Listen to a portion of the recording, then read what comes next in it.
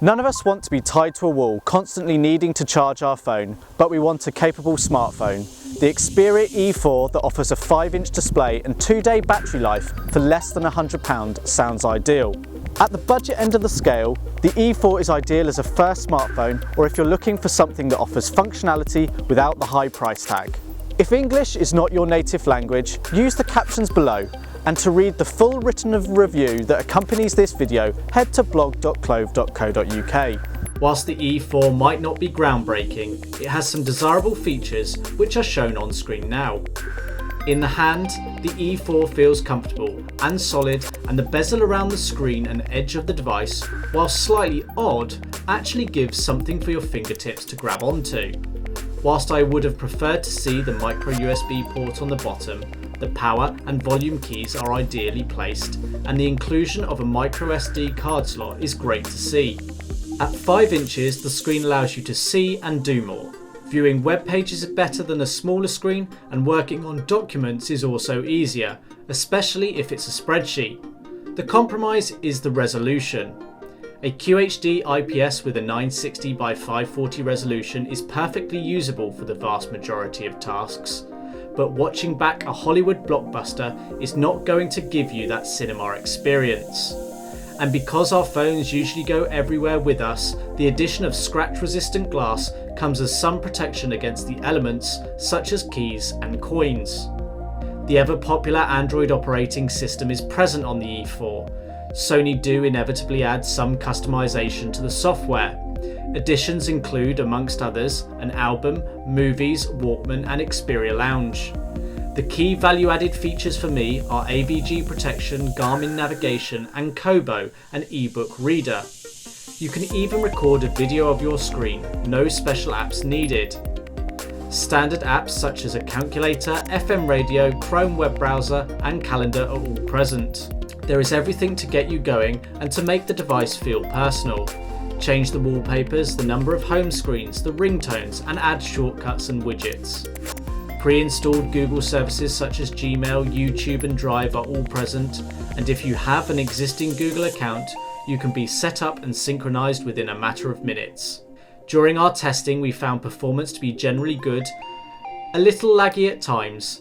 If you want to play demanding games or be doing lots of things at once, then the E4 might not be right for you. Of course, being a phone, you can make phone calls over the network of your choice if you purchase a SIM-free variant. Just pop in a micro SIM card and the phone will detect the relevant settings required. If you are looking for the option of 2 SIM cards, then the E4 does not tick that box. The E4 does not have 4G connectivity. If you require this, then check out the Xperia E4G, which is essentially the E4 with 4G. Wi-Fi is common in most homes, offices, restaurants, cafes and town centres now, so if you do not have a mobile data plan or want to benefit from the faster speeds, use the Wi-Fi connection to get online. On board the E4 is 8GB of internal memory, of which about 5 is usable out of the box. The Xperia E4 has a single speaker located on the back of the phone. It's not all that bad though. Whilst not the loudest or the best quality, it was loud enough for most and clear enough for what you're likely to need to listen to on your phone. Sony do also bring in some of their experience from their audio space and have included software additions that include clear audio, xLoud and 3D surround sound technology to give a better experience. Of course, this is a phone too, so what is the call quality like?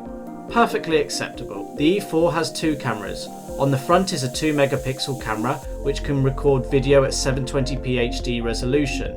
On the back is a 5 megapixel camera with autofocus and a single LED flash. With both cameras you have a self timer and a smile shutter for both photos and video, which as the name implies you can trigger with a smile. You can enable burst with a long press of the on-screen shutter button, and whilst the E4 does not have a dedicated shutter button, you can set the volume keys to be one. The rear camera offers 4x digital zoom, HDR and 1080p HD video recording. It is also worth noting when recording video you can pause the recording and commence the same clip later, and you can capture a still whilst recording video. There are lots of additional camera apps that allow you to do lots of different things. Check out our full written review in the description below for this.